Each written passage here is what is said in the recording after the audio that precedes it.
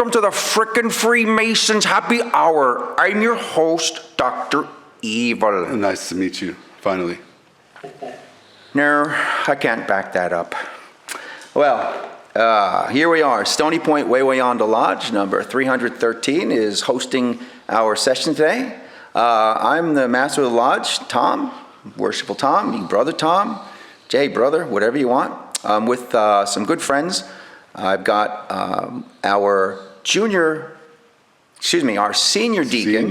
Yeah, our senior deacon, Amir, Brother Amir, and our co-producer and executive technical director, Brother Mike is here. Hi, everybody. Yeah, and he is our junior warden.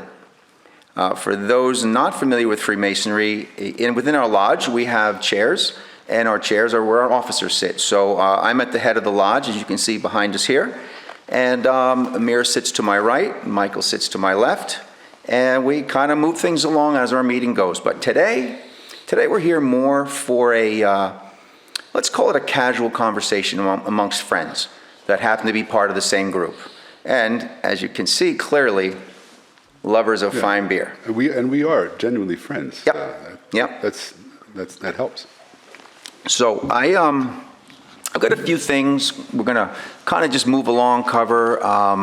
Number one, Google us. Google the Freemasons Happy Hour. You will find us, and you can click on our link to cut all the nonsense out that that YouTube has before us. Our lodge website, spw313.org. You can find us there.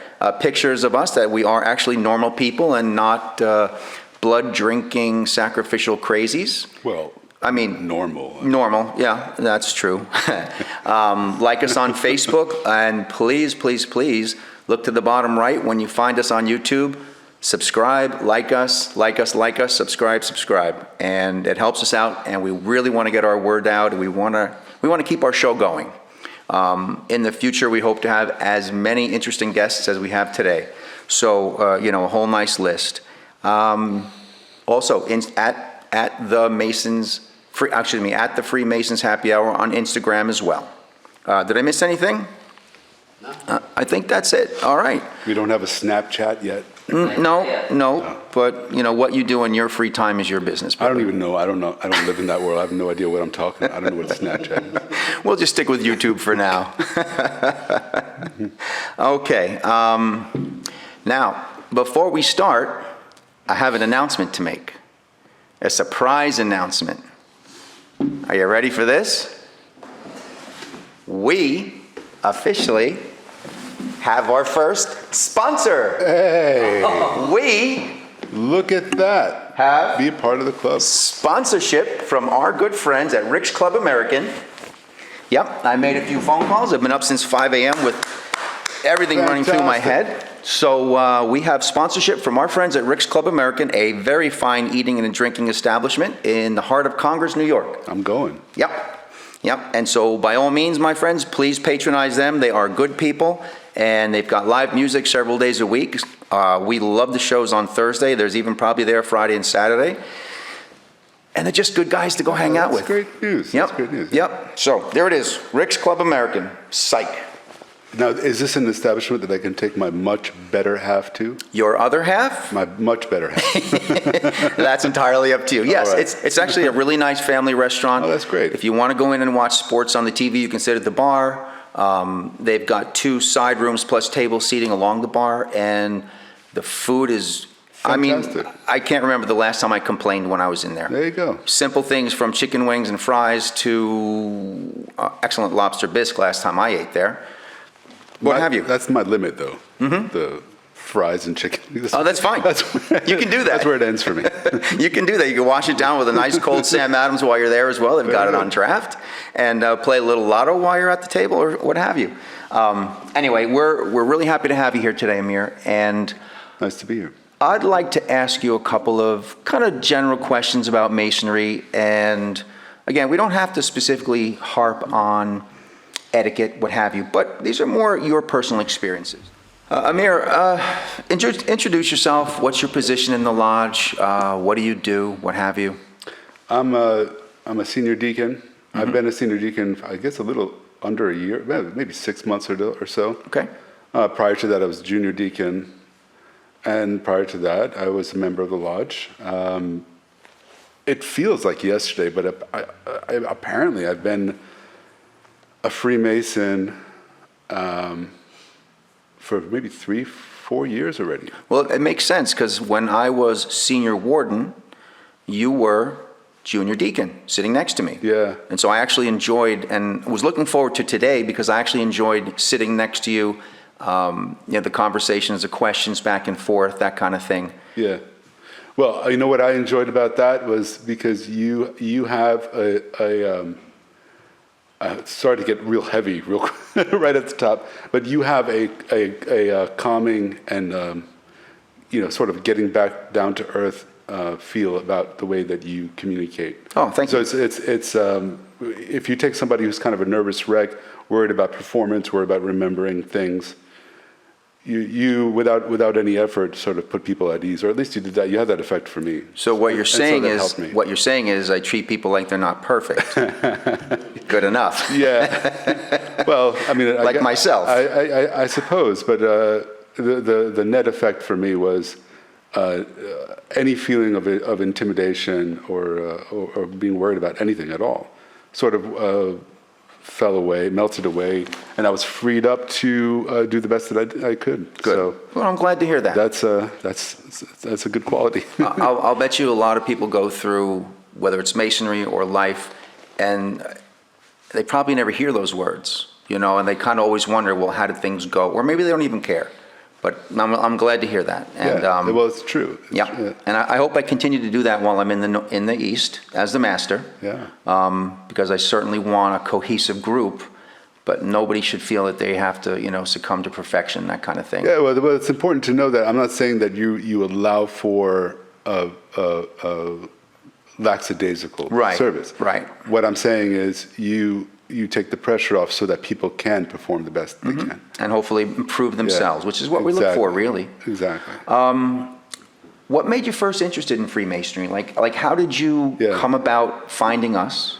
Well, there's a conscious process to that, and there's definitely an unconscious process to that. And the reason why I talk about conscious and unconscious, I'm a psychoanalyst by profession. Okay. So do we call you doctor while we're here? If my mom sees this, she's gonna, and you don't, she's gonna come after you with a broom.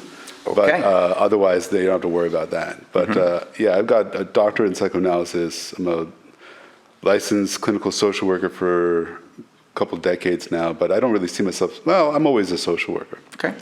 But so I think what brought me here was a confluence of many different factors that seemed to, it all sort of clicked with Freemasonry, and it's continuing to click. I'm a religious person, Okay. right? I believe in God. And I was brought up Jewish, and I am Jewish. Over the years, going to synagogue and that sort of thing, the problem with me is that I grew up with a staunch Enlightenment, a liberal arts education, right? And if you're not careful, that stuff will poison you. And what I mean by that is that people can get too full of themselves, and you're being sort of seduced by the academy. If you're somewhat competent, you want the secondary and tertiary benefits of being part of a social group that's academic, and in those circles, if saying the word God in those circles is kind of like slapping the fluorescent lights on at a disco party. Wow. It's like that. Which is strange to me. But going to synagogue, I remember feeling powerful emotional experiences, religious experiences. But they were always sort of dampened by the sort of Zealotry? irritating aspects of the community, like, how much money did you pay? How much closer to the Bible will you get based off of money? And who has influence? And all that struck me as nonsense and taking away from the process. So I became kind of disenchanted with that, and I had conversations with people, and they're like, "Well, then just go for what you're there for," and that's true. But it left a delta for me. So Freemasonry represented for me an opportunity to combine my full effort, intellectual effort, my intellectual pursuits, which were strong, with a spiritual union. Right. And to some extent, that's what psychoanalysis did for me too. Before Freemasonry, Okay. I spent about 10 years more going through a classical European-style psychoanalytic training in the West Village at the Center for Modern Psychoanalytic Studies. And that also was like, how do you Freud recognized that there's a convergence between the intellectual conscious life and the unconscious emotional sort of chaotic life. Now, he disposed of the idea of God. He wasn't prepared to, for investigating his self that way. He dismissed him or just didn't No, believe in it? it's not fair to say dismissed, but he didn't believe in God. Okay. Right? He wasn't a religiously oriented. But it's hard. But we got to be careful about what we mean by the term religious. I think for Freud, he recognized the power of it. He also recognized the mystery, but he was too fascinated with psychoanalysis to toss any question into the mystery. Okay. He needed to analyze everything. Okay. But Freemasonry, it was a way for me to, and it is proving to be, a way for me to, it's very hard to be sincere in this world, I find. I don't know about you. Sometimes. But it's hard to be sincerely spiritual, because for external factors and for internal factors, right? You don't want to sound too silly. A lot of people don't have time or real dedication to, what they believe or their belief in something. And so what Freemasonry does for me is it's an organizing principle in the sense that it satisfies so many of my inquisitive instincts. Okay. Because there's just so much to learn. So you've kind of answered the next question I have, which is sort of what is Freemasonry? Yeah. And it's also what is Freemasonry to you? Yeah. I'll point out something else, and I just want you to repeat or reiterate, if in case I misunderstood you, that you said Freud did not believe in God. Is that correct? Yeah. So what does that mean for us? What that means is Freud can't be a Mason. Right. One of the main requirements of a Mason, not religion, but you must have a firm belief in a supreme being. Right. Muslim, Jew, Christian. I kind of jokingly from time to time say, I belong to the Church of the Four Wheels. I get in my car and pray to God, I get to where I'm going. Right. But I pray to somebody. And so, yeah, Freud wouldn't be able to walk through our front door, by the way. Probably not. Yeah. No. So, but as long as he's truthful and he told us up front. yeah, he didn't hide the ball on that one. Yeah. And but I think it's important to know that he didn't really explore it because he was fascinated with the unbelievable things that he uncovered and the elegant methods that he developed were incredible. But I don't look to Sigmund Freud as a spiritual figure. Right. By the way, we're talking about Freemasonry. Where's the burning skull? Like, don't we have like stuff like that? The skull and the goat are in the back of my pickup truck. All right. So I was looking for it here. No, we're going to get them later. We have the wheelie cart. We're going to whittle them in. Yeah. Get the goat. No. When people talk about Freemasonry, there's a lot of that stuff lurking around, and there are reasons for that that have very little to do with Freemasonry itself. But I think, look, if there's an in group and an out group, the out group is always going to make some sort of determination, right? Yeah.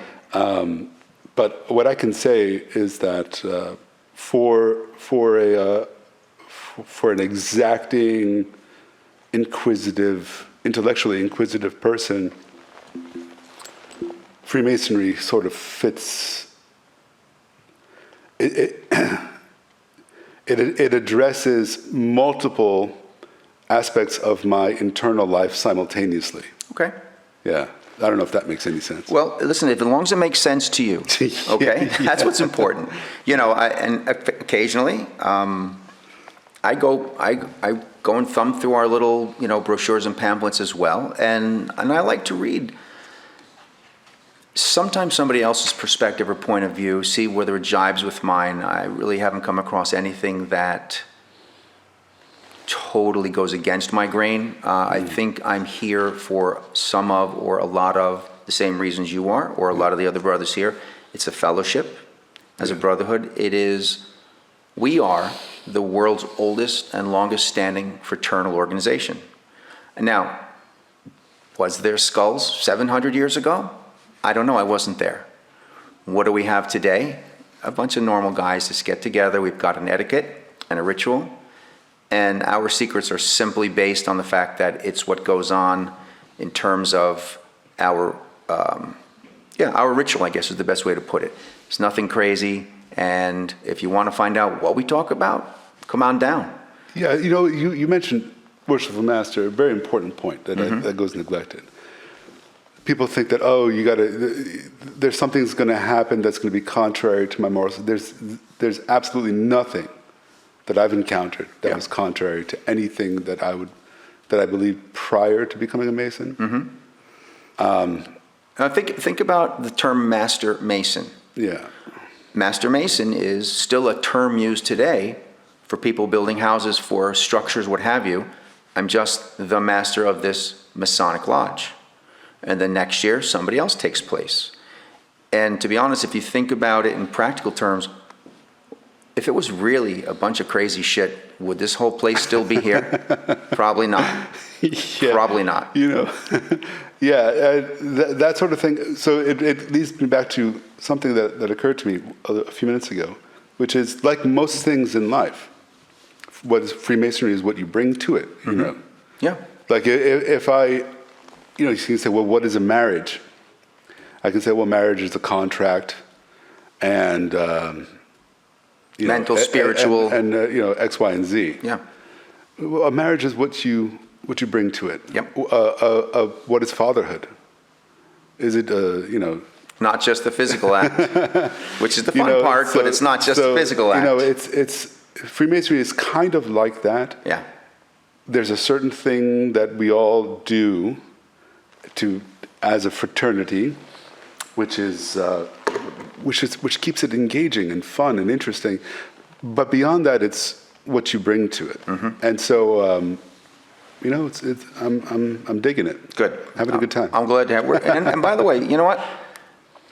You're here today because we're happy to have you on, within our organization, number one. Number two, we would have certainly looked for somebody else if it wasn't a topic or a person we wanted to speak with. And for the most part, we are really kind of a close-knit group. I think you'll agree.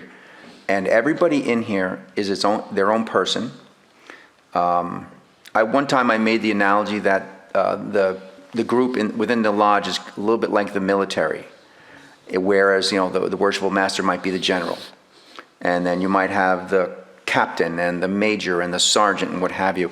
It's probably a little bit overstating it, but the bottom line is we do have a pecking order, but you're allowed to certainly speak up for yourself when you think something's either wrong or you want an improvement, that kind of thing.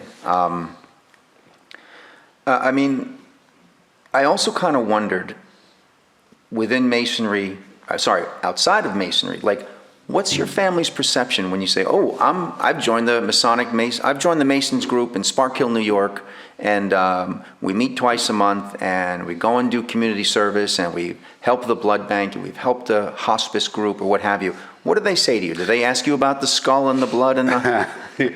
No, are you talking about my nuclear family or extended family or whatever? Take your pick.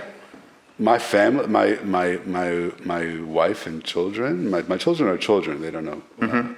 My wife respects it because I think she had Freemasonry somewhere in her family past. Oh, okay. And she looks at it with affection, but she doesn't really know about it. Right. You know? And technically, because we're a male organization, Yeah. and there is, by the way, as you know, there is the female end of it, which is called the Eastern Stars. Right. They also meet here in Spark Hill on nights when we're not meeting. Nice organization of lovely ladies. And if she ever wanted something else besides taking care of kids and working and whatever else she does, and like with all of her free time. yeah, like everybody else, and yourself included. Yeah. Speaking of free time, you want to go into a little bit more about your now continuing education? Yeah, look, I mean, I've been I was on the founding team of a very successful public charter school in New York City many years ago, and 2006, 2007, and then I became a clinical supervisor there, regional supervisor, director of crisis management, and then in 2019 I decided to leave it alone because most of my time was occupied with just spreadsheets and business stuff. I got further and further away from working with people as I continually were kicked upstairs, as it were. Okay. So I was like, you know what? Getting older, if I do well enough on the LSAT, I'll go to law school, because I was always sort of seduced by the law. And so, unfortunately, I did really well on the LSAT. I was like, shit, now I got to go to freaking law school, because they gave me a scholarship. I can't say no. Right. So I was like, damn. So that's where I've been. I'm finishing that training up now. Wow. At Rutgers, which is a fine institution. How long have you been in school so far for law? What year are you in? I'm in my third year now. Third year. Yeah. Okay. So that's, and again, I'll point that out, that we're very happy you had a little bit of spare time in your busy schedule, so to speak, to be here with us. So, well, I mean, look, people make time for whatever is important to them, and I think it's helped. Yeah. It's helped organize, because if you're just in your own little academic nose to the grindstone world, you can get chaotic real quick. So, Oh yeah. So, and you mentioned before crisis management. Yeah. Give me one crisis that you had to manage, or didn't manage, or couldn't manage. Just one? Just one. That I could not manage? Take your pick. Which one sticks out in your head the most? What's the big hot button in your career for that? Oh, man.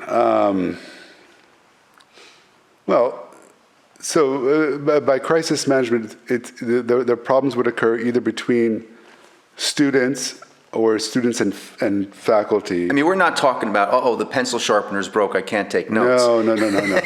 We're talking about like big breaches of ethical standards. Okay. And having to account for that publicly, forward-facing accountability, and also internally with the board and whatever the governing bodies are. So it was about keeping track of data, yes, but also sort of in vivo, going into situations, rolling up your sleeves, and figuring out what the nucleus of the problem is, stabilizing it, and then handing that off to people. Sounds easy. Yeah. Sounds easy. Yeah, it was a breeze, Yeah.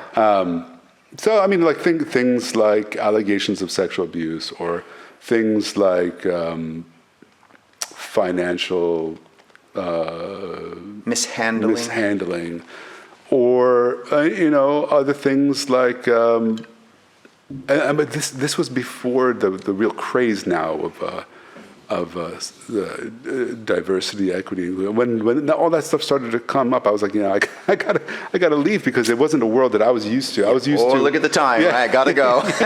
Yeah, I couldn't. I don't know if I'm able to avoid it. I've managed to avoid it for the last few years, but I don't know if I'm going to have to deal with it again. Yeah. But kind of like thinking about the '60s in Berkeley or Ohio State all over again, and who knows what's going to pop up. Well, what happened was, because at a certain point, the political posturing interferes with your ability to work. Of course. And if you can't work, what the hell are you doing there? Right. So I started asking myself, why exactly am I getting paid? Like, what am I doing if all I'm doing is sort of echoing and representing Yeah. messages. That's not what I'm here for. So, It got too boring. so now with law school, in a very extravagant way, you're just changing jobs because you don't like the one you had, and now I'm going to go Yeah. into another one, or what if you Yeah. want to put it that way? Yeah, at this point in my life, I want to really see if I can make myself available to businesses and individuals by demonstrating my worth to them. Because the value add that I bring is I have a particular skill set, and if I match that with a legal training, that might be valuable to people. Right? And which, again, you're just great, giving me great lead-ins to my next question for you is, what type of law do you want to practice? Right now, it's so family law, Okay. advocacy, but Parking tickets? I might need help. I could probably handle those.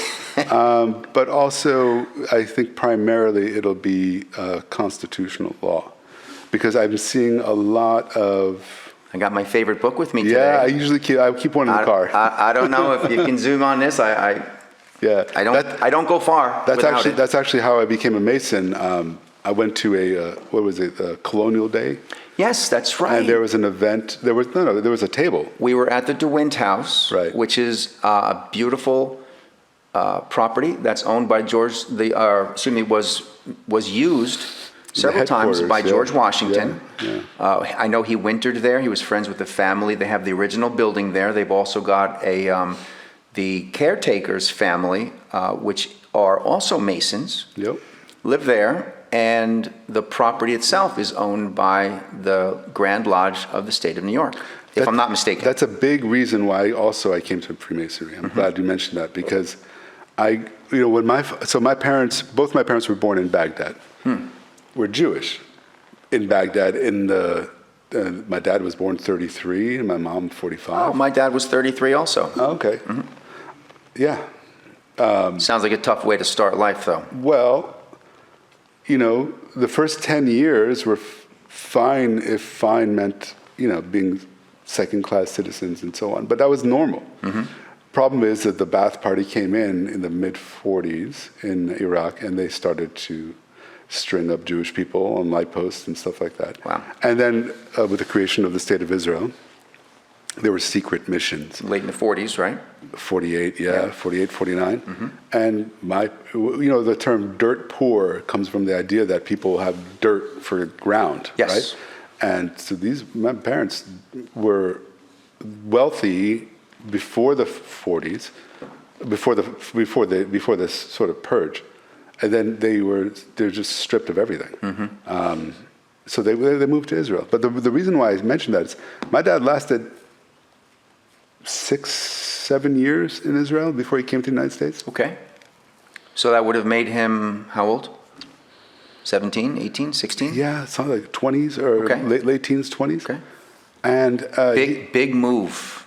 yeah, Big move. yeah, a big move. And I'm talking no money. Yeah. And this was before welfare state, before this 1965 Immigration Act. Yeah. This was the United States in the late 50s, early 60s, 61, 62, something like that. That's the second time he came in. He came in first time, and then he came back and forth. But the point that I'm bringing right now is that when he came to the United States and started his family here, he put up Old Glory in front of the house, and he said, look, you're Americans. You're speaking English. Yes, we're Jewish. Yes, this is our history. But you're Americans now.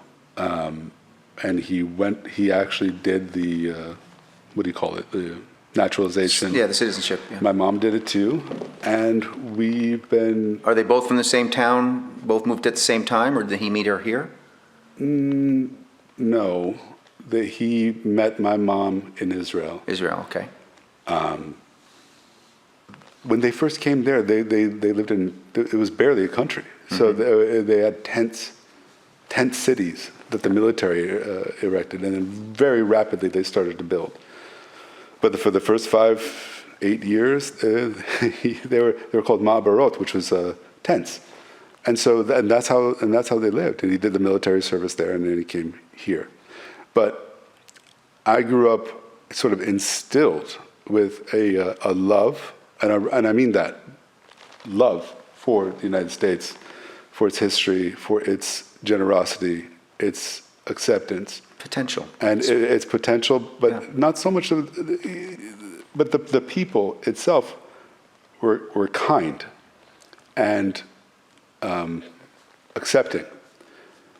The other side of that is don't be a crap.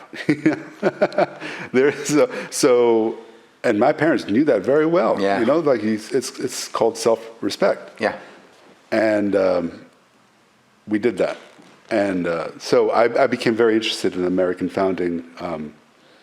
I'm in no way a competent scholar in that, but I'm an enthusiast. So I read a lot. And and you mentioned about being a scholar and enthusiast. I mean, you could ask 100 people what they learned in history class, and you'd get 100 answers. Yeah. And 99 out of every person you spoke to would say, "Oh, I didn't know that." Right.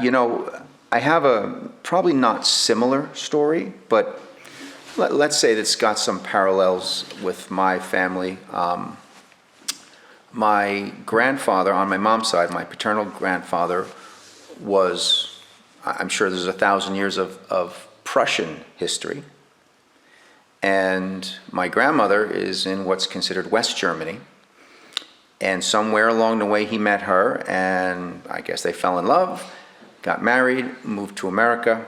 This is in the late 20s, mid to late 20s, and he actually went back to what was still then the state of Prussia before World War II kind of destroyed things, and Hitler's rumblings. And Hitler's rumblings were starting in the early 30s, if I'm not mistaken, late 20s.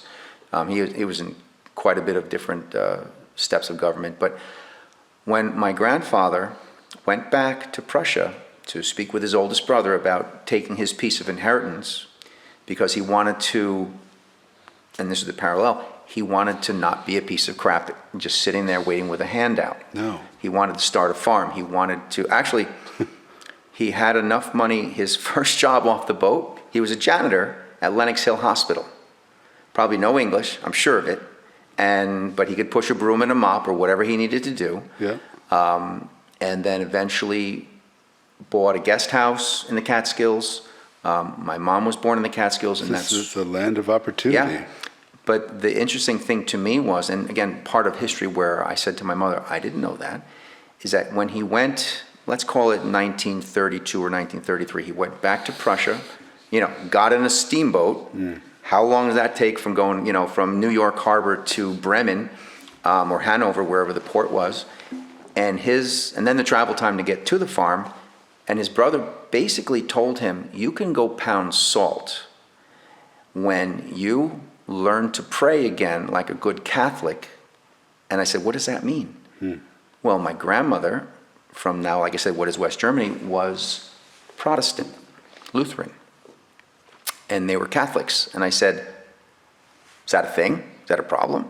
I thought it was, restricted to Ireland with the English and the Irish. Right. No, apparently not. This is going back to the 1500s with what's then was called the Lutheran Reformation. Martin Luther, the original Martin Luther, was a monk who broke away from the Catholic Church.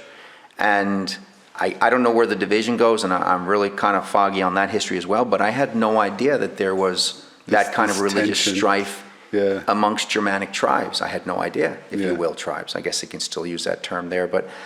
And so my grandfather was thrown out, penniless, well, in terms of what he was hoping to collect. And again, this is human nature. You talk about decent people. When he got back to the shipping port, there wasn't enough room. He got bumped off of his boat and told he has to wait till next month. You can't just wait for another flight 20 minutes later, back in the 30s. And so he found a gentleman, hand wrote out a note, of course, and said, here's my wife, Anna. I don't know, she's blonde and 5'2" or whatever. He, gave her a description. And this man actually, by his word, took the note, landed in New York Harbor, found my grandmother, who was probably the last person standing around looking, for where is he? My grandfather, Frank. And it probably put her a lot more at ease, because when he didn't get off the boat, could you imagine who knows what happened? You lose it. No telephone, no ship to shore, no email, no anything. Of course. So I mean, I got to say this. You bring up interesting things. The foundation, one of the main pillars of this country, and to any viewers watching this, it's very important to keep this in mind. And we could be viewing anywhere, by the way, because we do have the internet. Oh, there you go. Yeah. So you never know where this will wake up tomorrow. Who knows? And then, or when. Yeah, when. That's right. We take for granted that people are going to act honestly. Mm-hmm. There's no substantial reason why we should take that for granted. It's highly unusual in the world now and in history. Mm-hmm. We were given a gift. The gift is a fundamental sense of fairness and honesty and acting with dignity. Where does that come from? Right. It comes from a book that we revere here in this lodge. Mm-hmm. Where else does it come from? The Bible. We trifle with that at our great peril. Don't take it for granted. Respect it, revere it. And that's the lesson that my parents said. Says, look, this is a country now that's built on you acting decently. And so, and for me, that was just an assumption. Yeah. That's how the way the world works. When I got older, I was like, wow, like, what the heck? All these like intergenerational Americans, people, families that have been Americans for many, many years, sort of like talking about like, oh, it's unjust and this is wrong and that is. It's like complaining about like the air conditioning when your house is on fire. It's kind of like, or what? Why are you focused on the perimeter stuff which we can address? There are important issues for sure. Let's agree on the fundamentals. Yeah. But that's gone by the wayside, and that's a whole different discussion. Maybe I think the popular perception could be that.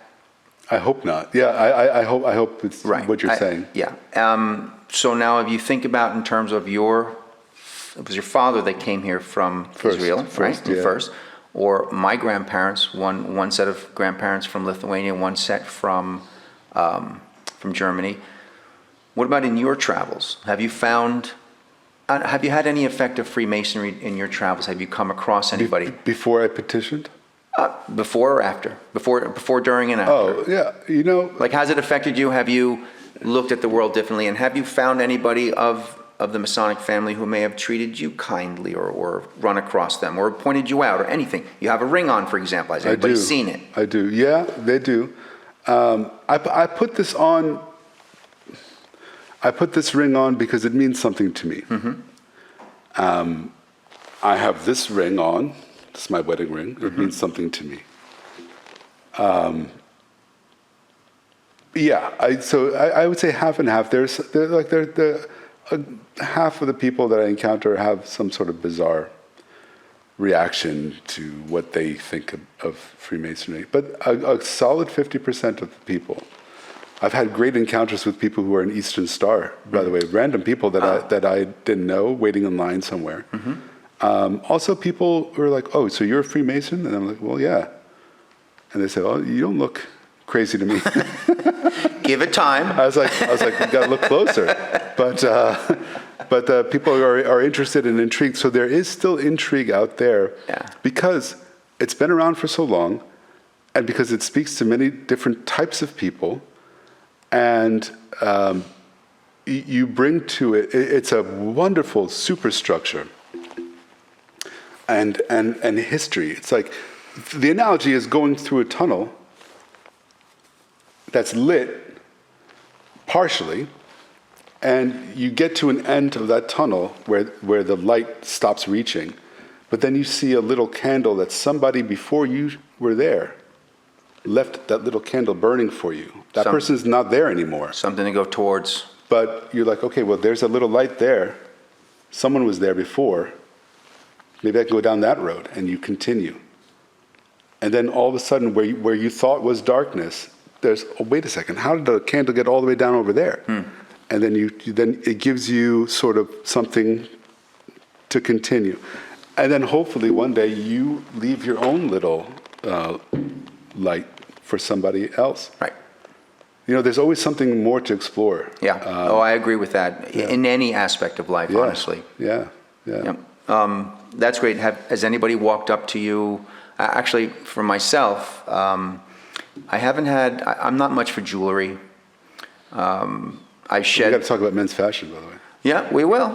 We will. I've shed the I've shed the world's smallest handcuff years ago. I'm not very fashionable today. So I'm not wearing much jewelry, but I do from time to time when sometimes we get letters and things in the mail from Grand Lodge and they've got magnetic stickers. Yeah. So I put one on my car, and I actually had two very nice older gentlemen in a diner in the middle of Central Jersey walk up to me as we were just haphazardly leaving the same time and walking through the parking lot, and they actually went out of their way, came over and said, "I see you're a traveling man. I just wanted to say hi and introduce myself." I thought, you know what? For no other reason, that's great. Yeah. You don't even need a reason. Just nice to meet you, someone who maybe feels the same way about humanity as we do, and I kind of found it a really nice, warm, fuzzy feeling. Yeah. Like you said, you have some Eastern stars. Some of the ladies have come up to you and maybe recognized your ring. Yeah. Normally, I would have said they probably like you because you have, that wavy, swarthy hair going on. No, what it was, I think, was I was being polite. Yeah. And because I unknowingly skipped a portion of a line somewhere at checkout. Oh. And I was like, "Oh, no, I'm so sorry. No." And she's like, "No, you can go ahead." I was like, "No. Please, I didn't mean to do this." And then that's when she noticed the ring, and she was like, So if I could read between the lines, she was about to knock you out with a loaf of French bread. That's correct. And when you held your hand up to ward it off, and then she saw the ring. Okay. That's the longer story. It's a fun journey. It's a fun journey, and it's definitely something to reckon with because you're going to encounter people or whatever. But people have bizarre opinions about all kinds of stuff. Well, how about this? Where do you think this journey is? How do you see the future, like the Freemasonry future, the journey of Freemasonry and future, your journey in life as a Freemason into your future? Wow.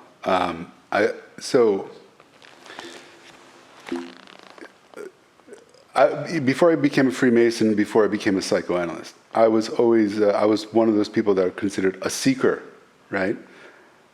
I don't know what that means, but it was used to describe me because I would ask questions sincerely and I meant them. Mm-hmm. And I would approach things as cogently as possible and as true as possible. Not to say that it was true, but as true as possible, I could see that. I could see that about you. Because that's where you improve. Because if you don't give it your best shot, what are you doing? Right. Oh, speaking of best shot, by the way, God, your segue ability is phenomenal today. I got to tell you. I'm on it. Your black coffee? Yeah. Do you want Irish cream in there? Because I've got a shot for you. Not going to say no, but you should never mix your drinks except when you're having a discussion about Freemasonry. I think I can hook you up, brother. Well, I'll tell you what you're doing when you're How's that? when you're approaching something and you're not giving it your best shot. What you're doing is you're approaching your limits. Huh? And that's the way we learn. Because if we don't approach our limits, then we're floundering. It's mediocrity. And it's also, and one of the reasons why I don't call myself a social worker now is because that term has been polluted, in my opinion. Unfortunately, there are angels out there that are social workers. Yeah. Believe me, if I find myself in a psychiatric ward, if I find myself completely debilitated, no one's going to come. Who's going to be there for me? Is going to be some social worker out there. Well, if that is the way you end up, I hope you don't snore because I'll be in the room next to you. But what I mean by that is that those are the people that go where nobody wants to go. So I'm not disparaging social workers. That being said, the field in general, I'm kind of ashamed of. Psychology in general now, the official positions, kind of irritated by.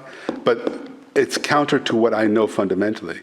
Because what they tell you is, if you encounter somebody who's afraid of something, avoid that thing in the service of safety, in the service of not being destructive. Nonsense.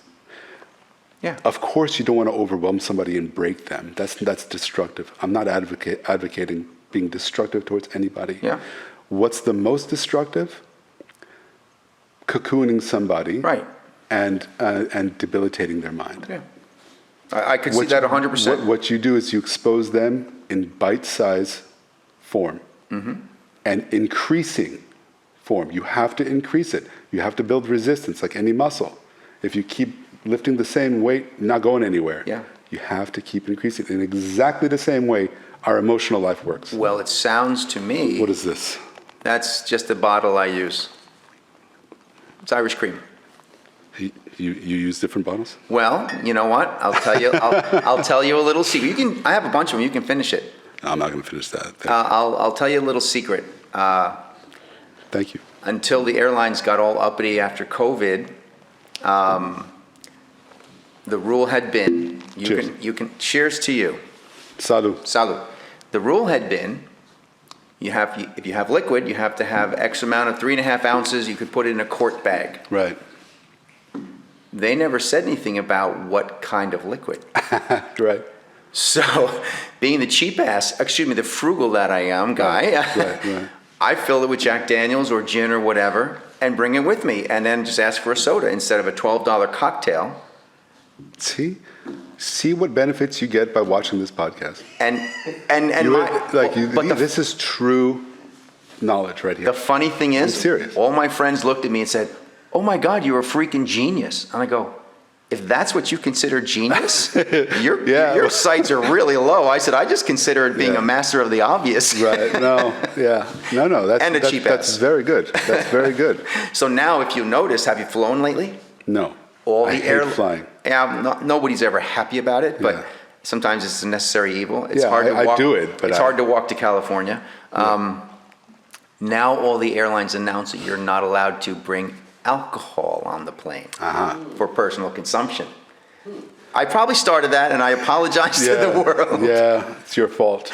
But I never got caught or never got hassled by it. Well, just flying in general now is just like... Yeah, I know. I don't know. Anyway, getting back to what you said about me, cocooning.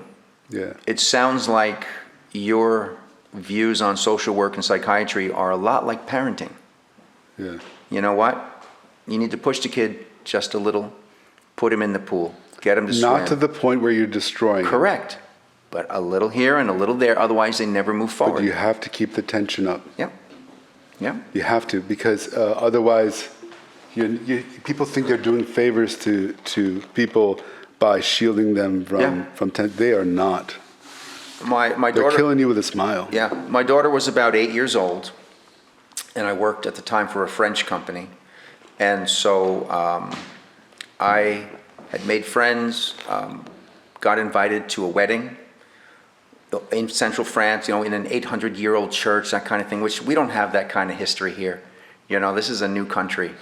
And so to see something like that, it's incredible, especially on the inside. And my daughter, I think, given the opportunity, would have just grown into the world's biggest wallflower.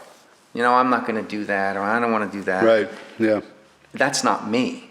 So therefore, that's not going to be her, right. As a child, right? Right. And I mean, don't get me wrong, she wasn't cowering in the corner every day of the week. But for example, she would say, "Daddy, I can't do that, I'm shy." "Where did you learn that word? That's silly."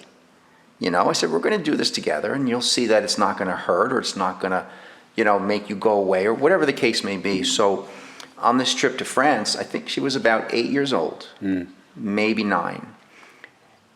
By the end of the trip in Paris, my daughter would say, "Oh, I have to go to the bathroom, Daddy." I said, "Okay, well, we'll go to this restaurant. Do you want me to walk you in?"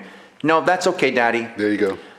"Où est la toilette, s'il vous plaît?" And she just walked right in, and and this guy in his fancy maitre d' outfit would be like,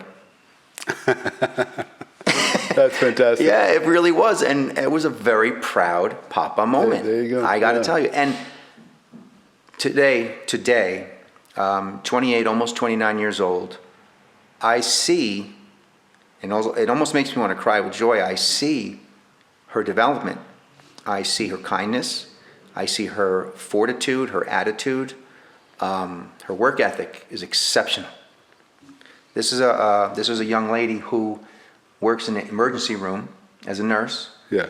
All through COVID, never missed a day, never complained, filled in when shifts were needed, and still has 2 part-time jobs besides being a full-time nurse. Yeah, so like every once in a while I get reminded that there are people like that in the world. Yeah. I couldn't handle that. I look at her now, and she's 6.5 months pregnant. Yeah. Still working a double shift Mazel on tov. Mondays. Thank you. Yeah. Oh. And so, you're building character, right? Yeah. Which also is a Freemasonry concept. Yeah, making good men better. Making good men better, right? But this is not a top-down, do what I say kind of Correct. I think I was trying to point that out. It maybe didn't come across very clear. But like I said before, yes, we have a hierarchy and a general, colonel, a major, whatever you want to call it. Yeah. But this is not I do, you say. This is what I'm suggesting, and you tell me what you think. This is a platform, Yeah. right? It's a platform where people have an opportunity to bring what they have. To learn, to grow. On their terms. Yeah. Right? It's Yeah. on their terms. So it has to be voluntary. Yeah, absolutely. Which is a big aspect to all this. But, you're talking about your daughter. You build character that way by tension.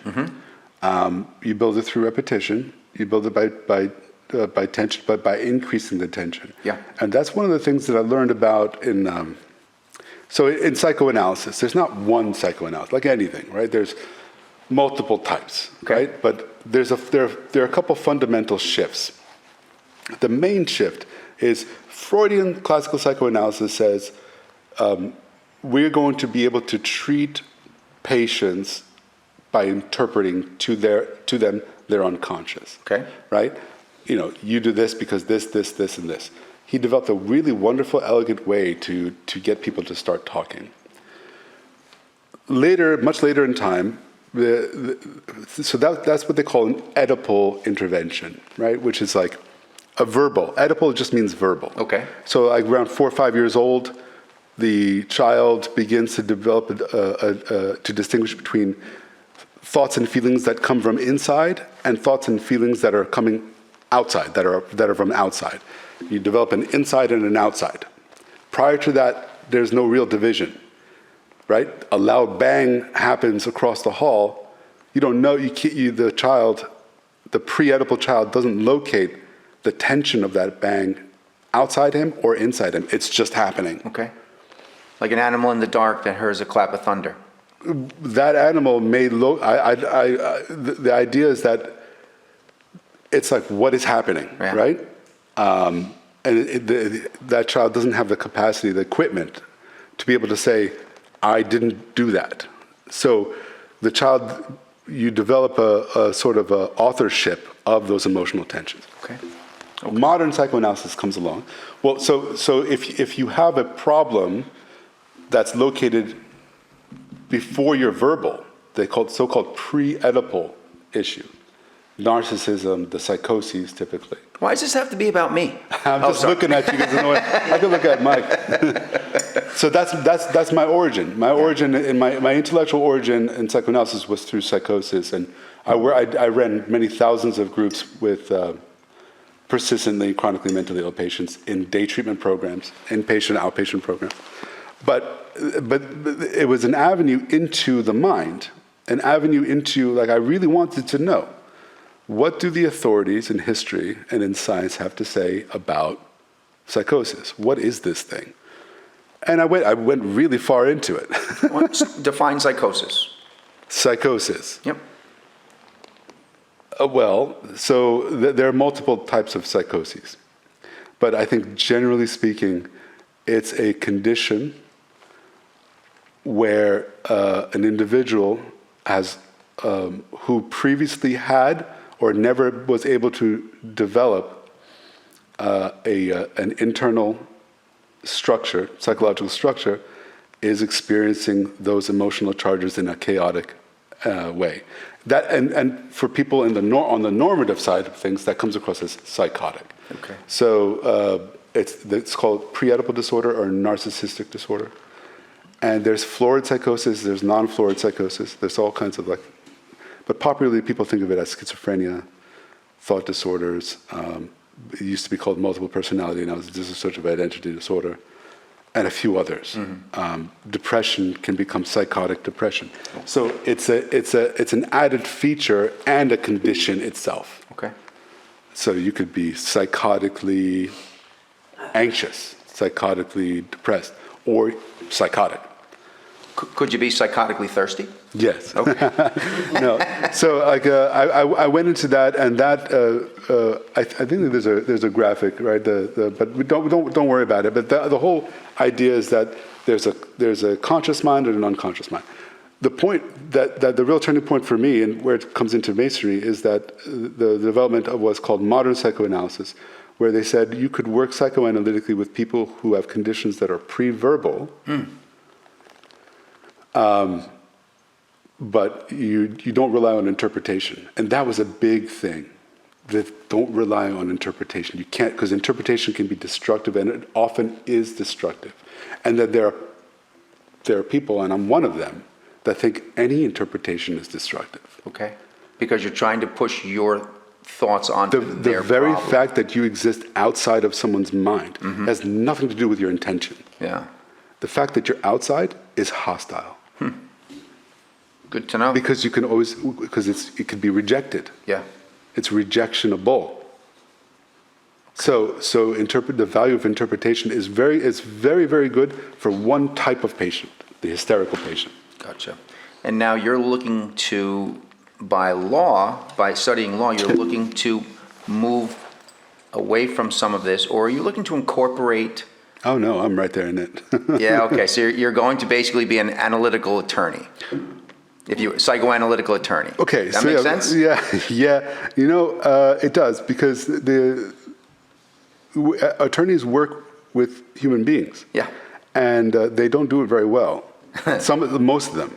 Some of them do very well. Yeah. Some of them do very, very well. There are decent human beings that became attorneys. Correct, yeah. Yeah. I don't know how long they'll stay that way, but as attorneys, I mean. Yeah.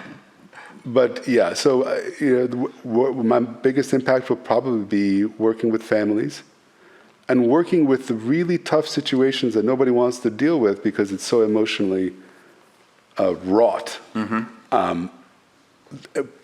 It happens to be those are the people who need help the most. And we talking about family law, for example? Families, children. Yeah. There's no good answers to all that stuff. Right. But also working with people who are aggrieved all the time. The reason why you're in a lawsuit is because you're pissed off. Mm-hmm. So there's a lot of emotional tension, and the courts are just not built to deal with that. Yeah, no kidding. Yeah. Well, I'll figure it out once I know how it'll work out. Yeah, I don't know if it's ever the right way to work it out, but I don't know if you noticed in front of you, you've got those 3 glasses there. Oh yeah. Just in case you were curious about that. I drink, by the way. Ah, good thing. So I have a little tension breaker since family and everything else seems to get a little intense. I guess when you get home, you can consider having yourself a drink. So we're going to leave the law and the psychoanalysis on the side for a minute. Good idea. Yeah. Maybe for the rest of the day. Okay. And I understand that you are kind of a fan of whiskey. Yeah, I don't know the first thing about it, but I love it. That's okay. I know it comes in a jar. Yeah. And it goes in my glass. Right. That's what I know too. A little bit more maybe here or there, but tie this whole thing together. You're gonna like this. Now, coming to the country, right? Right. I have glass 1, 2, and 3. Right. Guess what's in there? Give me that one, by the way. I'll take that, just slide it on down, and I'm gonna have some of my coffee as well. The cap is securely on. All right. Doesn't matter. I'll wash the tablecloth again. There you go. So, glass number 1, Yeah. number 2, and number 3. 3 different countries. Oh, okay. I just wondered, in your perception, if you can maybe differentiate between the 3 and if you can guess. By tasting it? Yep. No, just by looking at them. Yeah. Yeah, give them a taste. You want an ice cube? You can have an ice cube. No, right, like this? Start with number 1. Salud. And by the way, we're going to drink with you. Cheers. Cheers. So that's number one. You don't have to guess yet. Okay. And then number two. You don't have a palate cleanser, like a little pile of fresh... You've got two cleansers in front of you right there. Fresh ginger? I'm out of fish, too. I don't have anything like that, yeah. Two? Number two. Cheers again.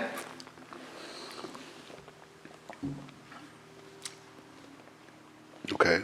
Okay, and I'm going to do your cleanse one more time. Now, number three is kind of, in my opinion, a dead giveaway. It's distinct enough you'll guess number three right away, but All right. go for it. And they are small shots, so we don't have to worry too much about behavior here. And not that we ever worry about it anyway. Oh, yeah, I know this one. Of course you do. What is number three? It's Johnny Walker, right? It's Johnny Walker, which means it's from Scotland. Scotland, but it's not black, it's red. It is black. Oh, it is black. Yes, it is. That's now I know why. The step between red and black is huge. Yeah. Between black and the other ones, not so. Not so much. The gradations gets right, and that's why I wasn't going to do, for example, a gold, blue, and a black. So I decided to go what, in my opinion, was light, medium, and of course then a little bit heavier. First one strikes me as more rough, or authentic, whatever that means.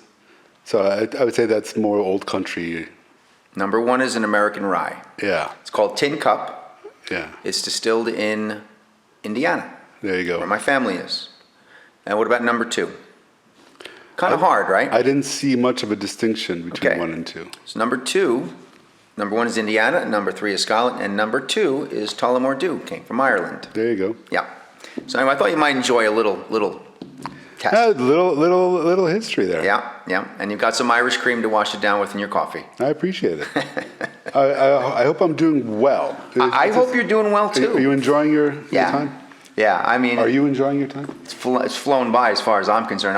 For all I know, we've been here for 10 minutes or an hour and a half. I could talk for hours.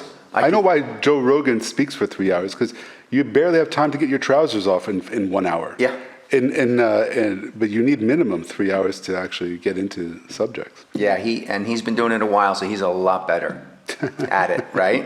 Oh. How many hundreds and hundreds of podcasts has Joe Rogan done? A couple thousands? Hundreds? I'm not sure. Yeah, tons. So, I guess there's lots to talk about. well, this is by the way, Men's fashion? men's fashion. Oh, Men's that's fashion, right. yeah. So, Another subject I know nothing about. yeah, but you look at you looking better than the rest of us today. I don't know about that. Well, I earned this jacket. I'm not just being fancy. I rode motorcycles for many years. okay.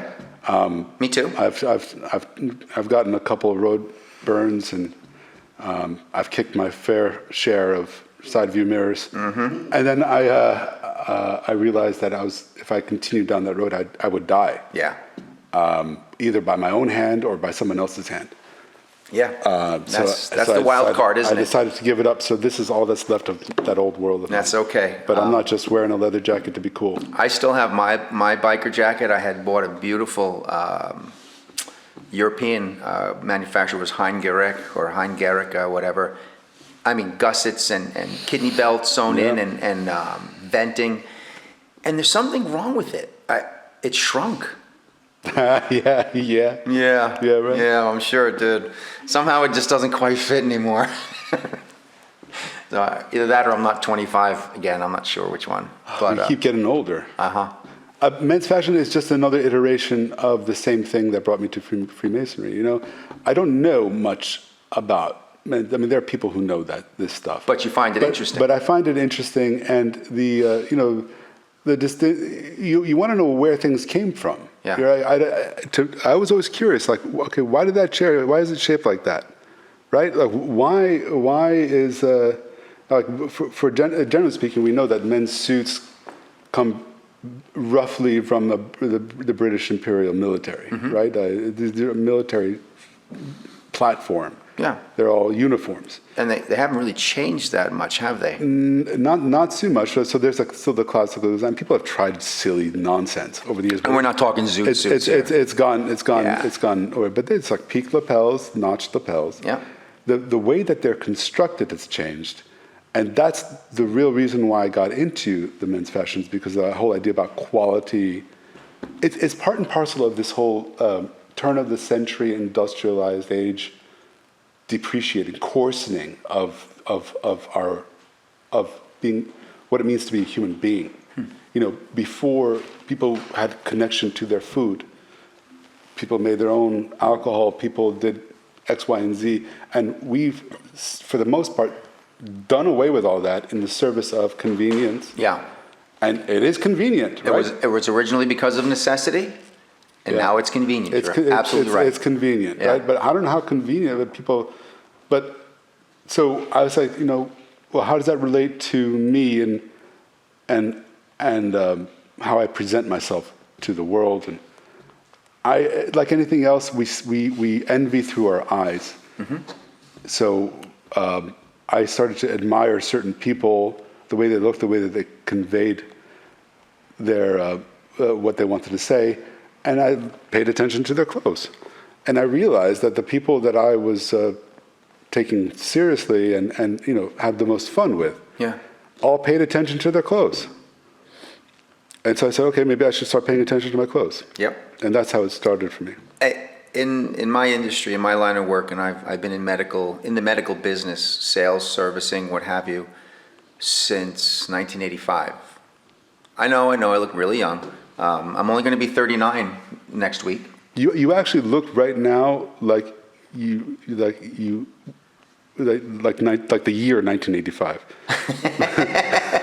And they want their suit back? Yeah, I know. Well, the reality of it is I'm 39 with 20 years experience. Yeah. But it rings true what you said, is that, you walk into a place or you see your fellow industry coworkers, employees, peers, what have you, and you can't help but notice, well, this is what's going on or what they look like. And then after a while, on a professional level, you also, and that's unfortunate, but after a certain while, you start to equate a level of dress with a level of perception. Yeah. He's a slob. He's sharp. He's this, she's that, what have you. Yep. And it probably rings true in all aspects of life. And, I think, like you said, your eyes covet what they see, of course. And then at some point, your brain more than likely has a little bit of judgment going on. Yeah. And you think to yourself, why doesn't he just iron his slacks? Or why doesn't she fix this? Or, whatever. And so I've found myself doing it. Sure. And I'm also happy to say that as quick as that thought enters my head, it leaves. I'm not judging the actual person inside those clothes, one way or the other. Yeah, Malcolm Gladwell wrote a book called Blink, right? And in that book, he talks about this sort of immediate assumptions that people make that are barely conscious. Mm-hmm. But then he goes into how significant those unconscious assumptions play out in the rest of our analysis. But in addition to that, what I pay attention to is the idea that don't take anything for granted, right? So most clothing now is manufactured. There's a lot of synthetic materials. Sure. It's manufactured in factories. It's glued together. Yeah. It's don't look at the cuffs when I got new pants last month. They're taped together. The quality of the clothing is terrible. It's all planned obsolescence. Yeah. But so you say, so what? But the thing is, here's so what. This is the reason why it's important. That has an effect on the psyche. Yeah. Your relationship to your clothes, your relationship to your food, your relationship to what you encounter every single day. Mm-hmm. Don't take that stuff for granted. If you're wearing a suit jacket that's glued canvas, the moment you take it out in the rain, it bubbles up, and you feel cheap. If you're wearing a worsted wool or natural fiber suit, that doesn't have to be like a bespoke suit from Oxford that costs you $6,000. Right. But if you have a natural fiber suit for at least, and you pay some attention to how it's fitting, whether or not your shoulders are sloped, and whether or not when you stick your hands out, it fits. Yeah. All these little things add up. Yeah. And I realized that if they add up, it has a cumulative effect. Maybe I could impact that ultimate outcome about how I feel every day. Would you call that a sense of well-being? A sense of well-being, yeah, Okay. absolutely. Yeah. And I try to just keep up with it. If somebody were to come to my house, I'm generally wearing like my camouflage sweats and like a dirty T-shirt. That's what I wear. Yeah. But when I'm paying attention to it, Not that I'd know. it's these small things. Yep. Yeah. Yep. It's the details that matter. Yeah. And it's the small things that matter in life, And so there's always the specter of death. Right back to death. So what bike were you riding? Harley. It was a sports. Well, I had two bikes. The real bike. It was a what was it? It was an 880. 883. 883. Yeah, an 883. Yeah, Sportster. Sportster. I almost bought one last month. Yeah. It was a 2012. Oh, okay. Or maybe earlier. I don't know. Yeah. But it was really well maintained. I bought it used. Yep. It was such a fun bike. Those things sound so great. Yeah, I know. Oh my God. I grew up on Japanese, so on my 11th birthday, I got my first Honda.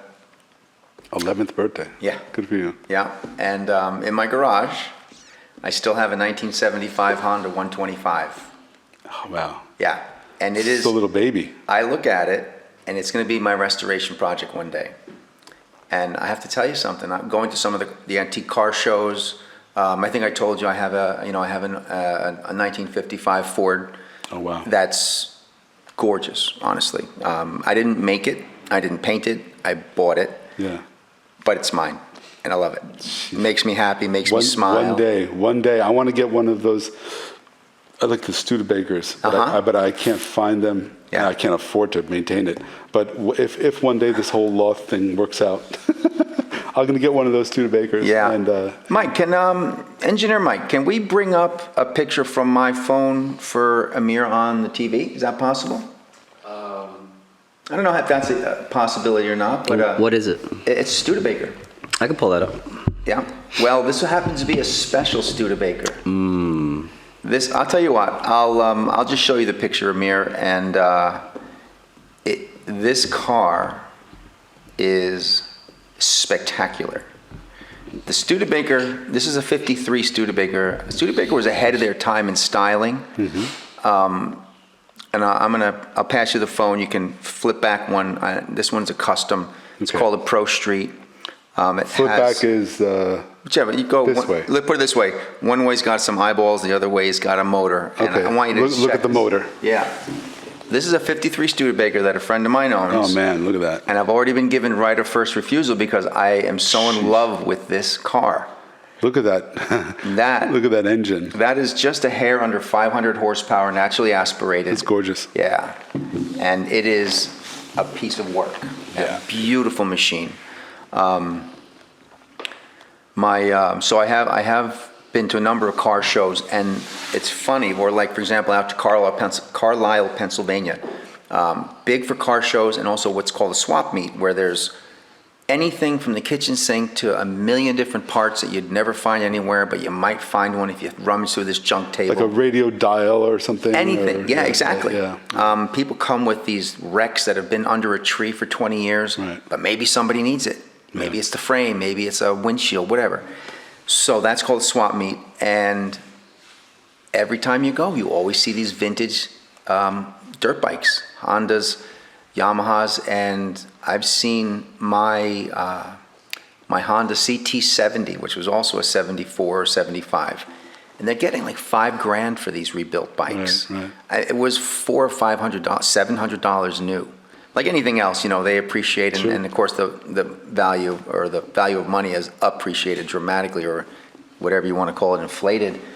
But there is just, people are enamored when you see these antiques, and it doesn't have to be just a car at a car show.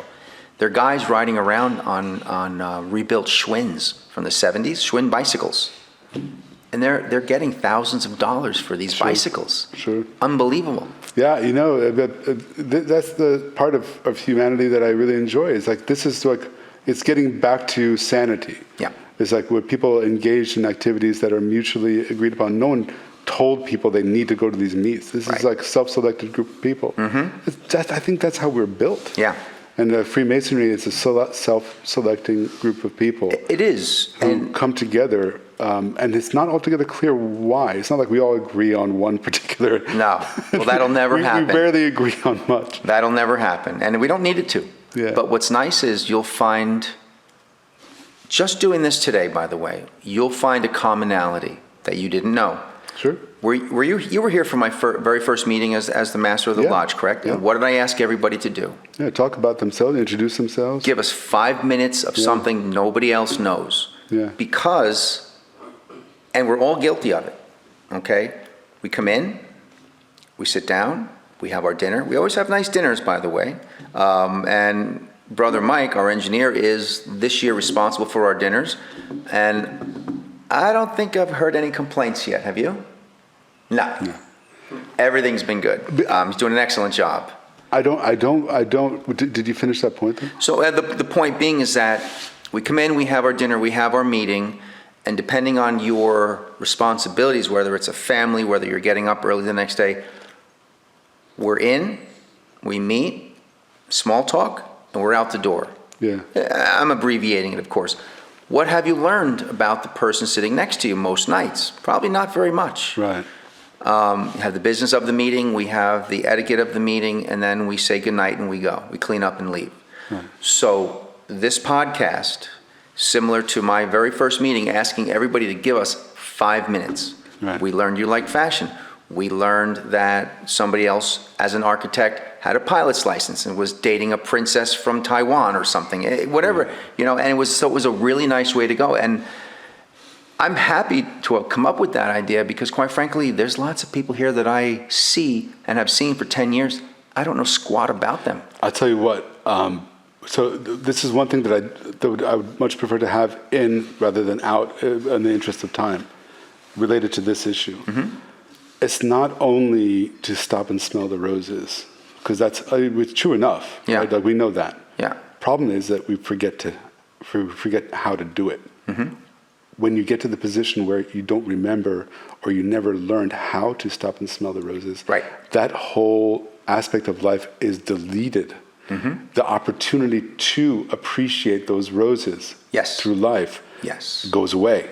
Yes. Like anything else, and if you don't use a muscle, it atrophies Yeah. and then falls off. Yeah. And it's very hard to revivify. Yeah. So I just wanted to mention one thing. I know that there's a lot of talk about. Well, a couple of years ago, there was talk about, there's a decline in Freemasonry, there's a decline in this, everything's declining. I see it exactly the opposite. Mm-hmm. There's a tremendous volcanic need, especially among men. Yeah. Men, to have someone resonate with their internal worlds. Mm-hmm. And their spiritual worlds, their internal worlds, because that part, socially speaking, right now,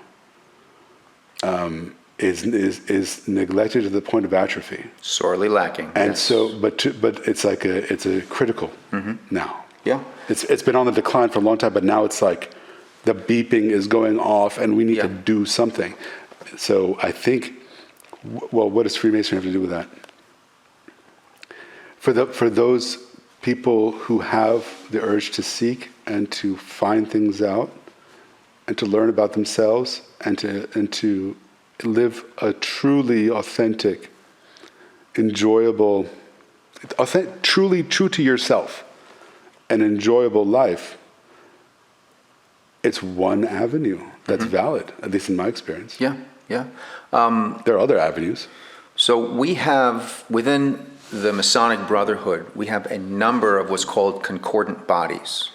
I don't know how much of the stage up here, we call it the East. I don't know how much of it's visible to the cameras. But for example, RAM, Royal Arch Masons. Right. We are the people we have seen. So we have the Eastern Star. Yeah. That's the female version. There's Now, if my neighbor Murray was here, he could tell you because he damn well belongs to almost all of them. Right. And I think he's in a diner or in a dinner 7 nights a week for the last 35 years of his life. Right. You know, but he's a seeker. He's been involved in so many things. The Shriners Hospital, for example. Sure. A phenomenal national organization that treats childhood maladies. There's burn centers, there's orthopedic centers. You know, it doesn't tell you. I don't know.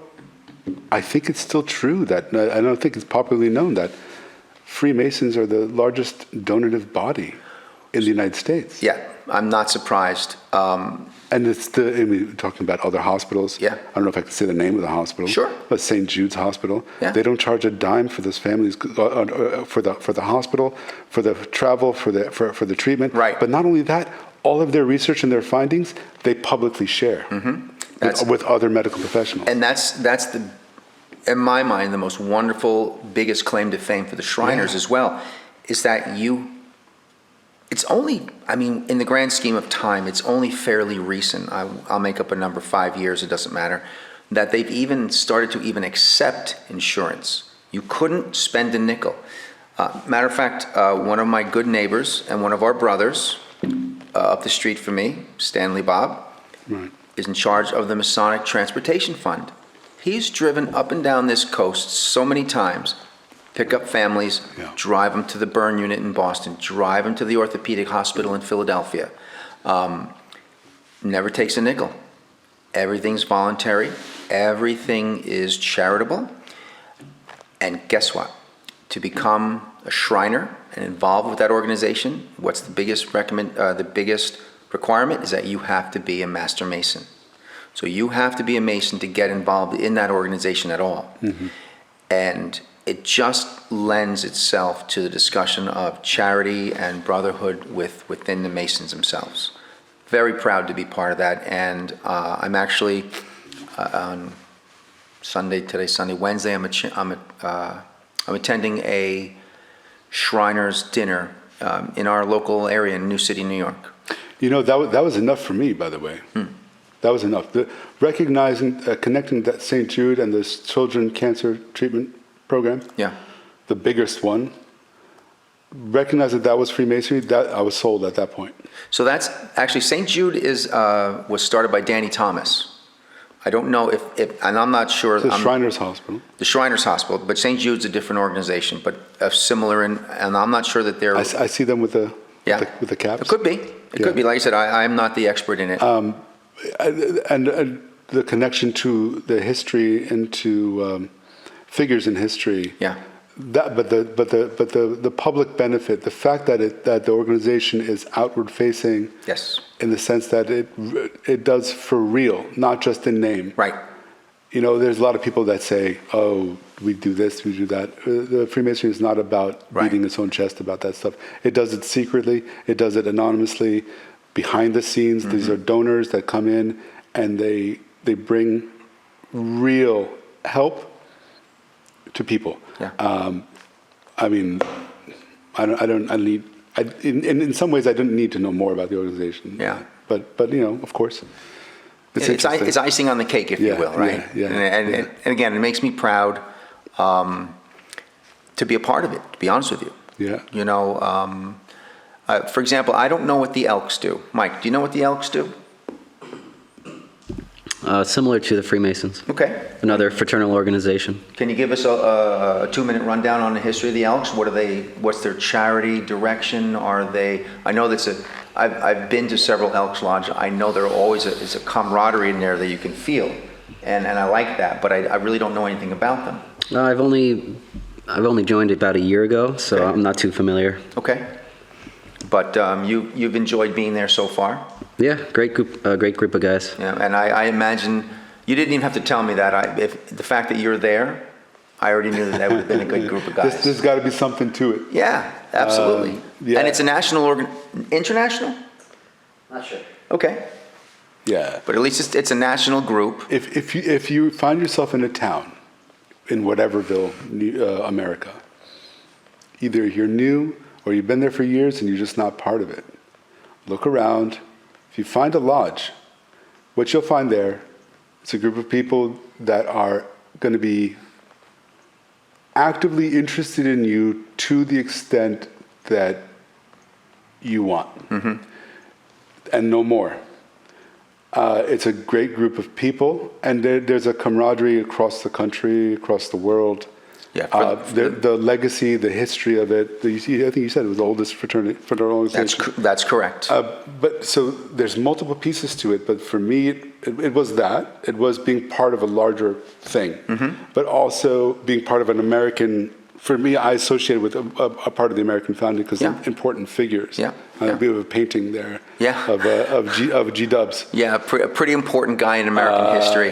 Yeah, and a bunch of others, right? Yeah. And you know, it has to be something more than a superficial social club. Yeah.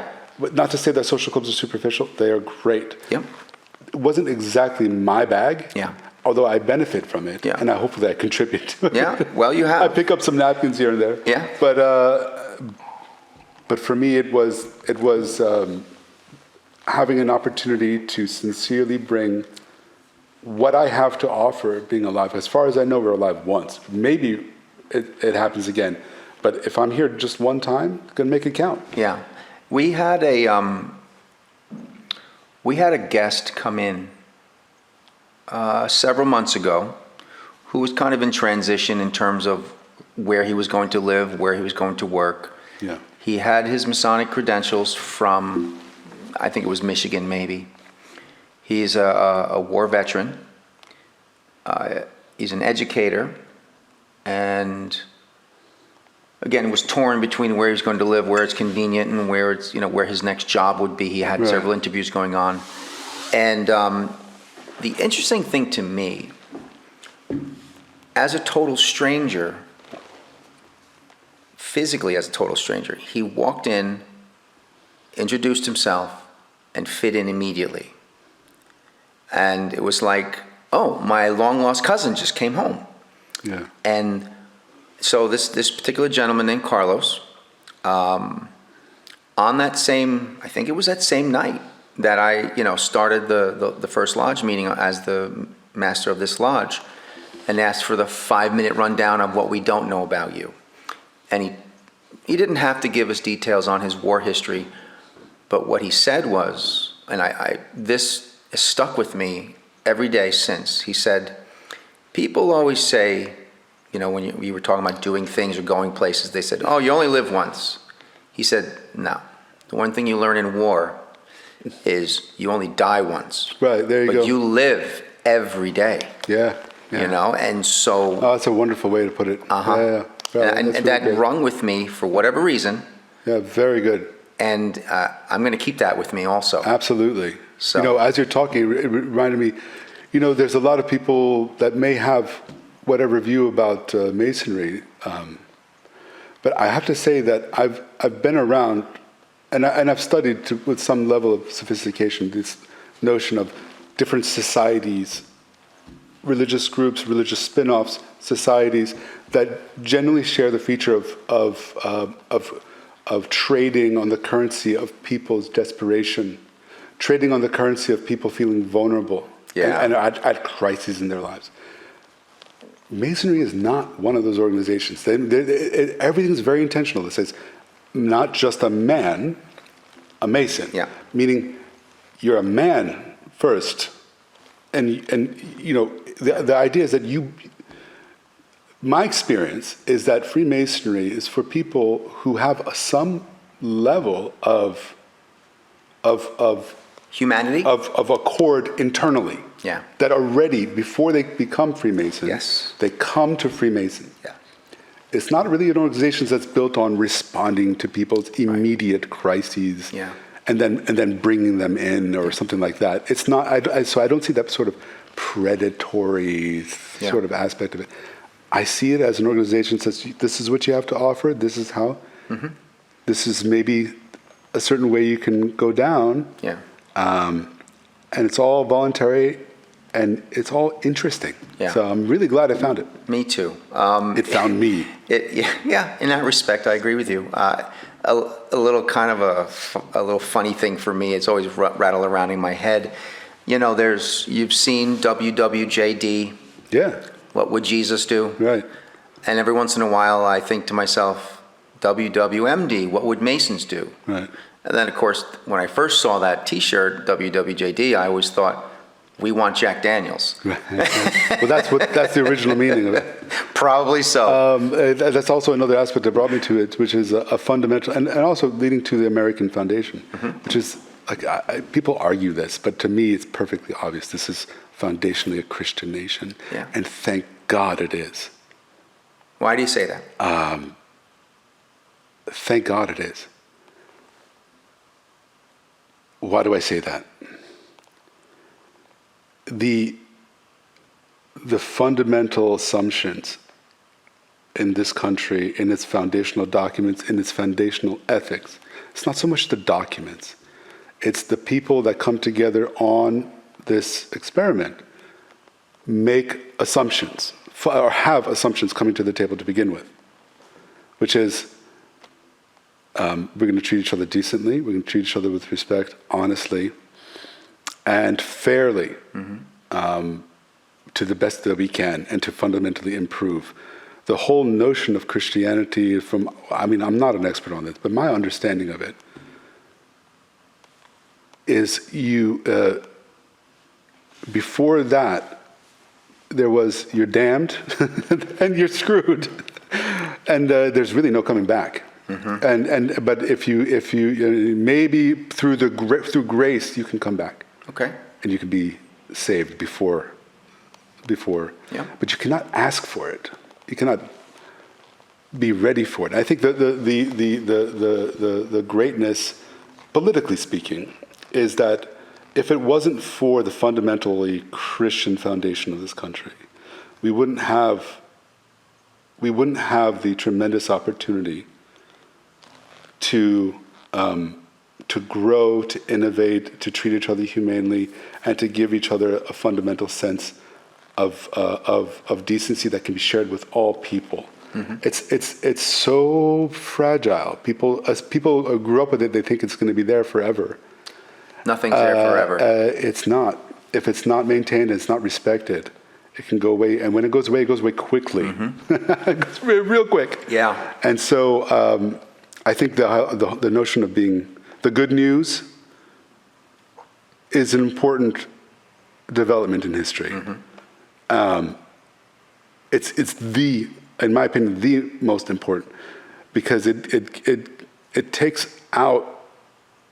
away the idea that power will come from a state actor or a state agency, and that we give you rights. We, the enlightened, give you the pro rights. Yeah. And it says no. Our freedoms are not given by anybody. Right. They're given only by one thing. Yeah. And nobody can take them away. Yeah. That is a Christian belief. Yeah. In a similar sense, kind of as a goof, especially between like my younger brother, my middle brother, and I, we've adopted the saying, when the zombies come, things are going to be different. And, everyone kind of laughs and says, there's no such thing as zombies. And I said, yeah. Tell that to the Jews in Nazi Germany. Yeah. It doesn't have to be a dead guy with no flesh on his face. It's the people taking away your liberties. It's the fragile relationship that all of a sudden, from the enlightened, all of a sudden... Well, there'll always be that, but Yeah. where there was not, and I hope it will continue, is the idea that that's not the fundamental assumption. Fundamental assumption is we are free people, free to make our choices. You want to live well? Live well. You want to live like crap? Go ahead and do that. Yeah. But you're going to decide. That's power. But with that power is risk and danger. It's very, very frightening, and it's horrifying to be free. And like you said, it's fragile. It's fragile. It's fraught. It's filled with tension and pain and misery. What's the alternative? Being a subject? Not really. That's I think the fundamental gift that Christianity has brought, and for that we all should be eternally grateful and respect it. And what that mean for me? It means stop avoiding taking responsibility. Stop running away from it. Yeah. Take it and Oh. and choose the harder path Yep. because I was given a gift. Respect it. Yeah. And respect other people. It's the ability to move about, the ability to work, the ability to earn. It's so much easier to be a slave. You have no choices. It's very convenient. Yeah. You could spend your time zoned out. Get in the boat and row. Get in the plow. Why the field live? and plow. Why live a life of so much pain and the indecision, the anxiety, the risk? Traffic. It's very, very seductive. Yeah. It's very seductive Yeah. to be a subject. Yeah. And believe me, we're all part of someone's business plan. That's not conspiracy. Yeah.